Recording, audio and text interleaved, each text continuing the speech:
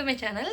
So కొత్తగా ఏమైనా చూస్తుంటే నా ఛానల్ని కంపల్సరీ సబ్స్క్రైబ్ చేసుకొని నేనైతే బిగ్ బాస్ రివ్యూ అనేది ఇస్తానన్నమాట.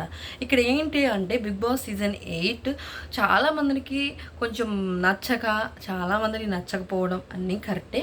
కాకపోతే ఇక్కడ ఏంటంటే మనకి తెలియని వాళ్ళు ఉండడం వల్ల మనకి వాళ్ళు బిగ్ బాస్ బాగలేదు అనిపించింది. ఇంకోటి ఏంటంటే చాలా తక్కువ మంది ఉన్నారు మన తెలుగు వాళ్ళు. అని బెజవాడ బేబక్క.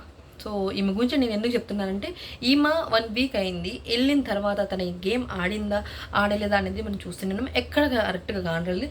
నిన్న ఫ్రైడే రోజు మాత్రమే తను కానొచ్చింది కాబట్టి మనకి. సో ఇక్కడ ఏంటి అంటే బెజవాడ బేబక్క అయితే ఎలిమినేట్ అయిపోయారు. సో నేను ఇప్పుడు ఇంకొకటి లింక్ ఇస్తాను ఇక్కడ ఏంటి ఎందుకు అని. చాలా తక్కువ ఓట్స్ అనేది పడ్డాయి.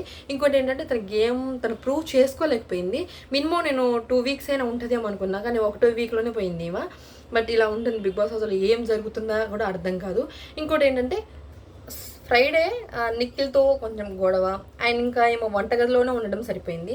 సో నీకు ఒక పని అప్పచెప్పుంటారు కాదనకూడదు. అండ్ అదే పని కాకుండా మన గేమ్ ప్రోమోలైనా కాని రావాలి కదా, ఏమీ కాదు, ఎక్కడ కాని రాలేదు. ఇంకోటి ఏంటంటే అండ్ చాలా తక్కువ ఓట్స్, తక్కువ ఆట అన్నీ అవే. సో నెక్స్ట్ వీక్ అయితే నేను కంపల్సరీ చెప్పలేనులే, కానీ సో సోనియా ఆయనే అనుకుంటున్నాను నెక్స్ట్ వీక్ కంపల్సరీ. తను కూడా పెద్ద గేమ్ లేదు, ఆటల వల్ల ప్రోమోలో పడుతుంది, ఓట్స్ వల్ల ఏముందా అని చూస్తున్నాం. ఆమె అంటే కరెక్ట్గా చెప్పేస్తుందని అనుకుంటున్నాం. అండ్ ఇంకోటి సీత, వీళ్ళిద్దరిలో ఒకళ్ళబ్బా. సో నెక్స్ట్ వీక్ చూద్దాం అది. సో ఇప్పుడైతే బెజాడ బేబక్ అయితే నా ఎలిమినేట్ అయ్యారు. సో నేను ఫొటోస్ అన్న స్క్రీన్ చేస్తాను, చూసేయండి. ఆయన నచ్చితే వీడియో కంపల్సరీ సబ్స్క్రైబ్ చేసుకుని మీ వరాలు.